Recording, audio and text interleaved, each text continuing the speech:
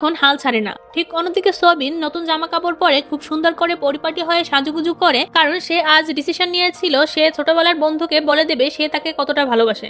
তাই সে খুব সুন্দর করে ওর ঘরবাড়ি সাজিয়ে তার জন্য অপেক্ষা করতে থাকে। তখনই তার বন্ধুর গার্লফ্রেন্ড সেখানে চলে আসে, আর সে জানতে পারে তার বন্ধু তাকে মিথ্যে কথা বলেছে। এতদিন সে বলেছে যে তার গার্লফ্রেন্ডের সাথে তার ব্রেকআপ হয়ে গিয়েছে এবং এখনো তারা একই সাথে থাকে, যার ফলে সবিন তখন খুব একটা বিব্রতকর অবস্থায় পড়ে যায়। এই সব কিছুই তখন পাশের ফ্ল্যাট থেকে ইউজিন দেখছিল, যেটা দেখে ইউজিন তখন সোভেনকে এই পরিস্থিতি থেকে বাঁচানোর জন্য ফোন করে বলে, এখনো তুমি আসনি কেন?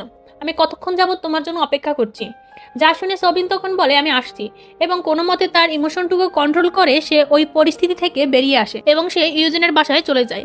সেখানে গিয়ে সে তখন এক প্রকার কান্নাই করে দেয় কষ্টে। তাকে এরকম কষ্ট পেতে দেখে ইউজিন তখন বলে ওই ফালতু ছেলের উপর থেকে মুভ অন করো। ঠিক অন্যদিকে সায়নের ছোট ভাই ও তাদের কলেজে তখন অ্যাডমিশন নিয়ে নেয়।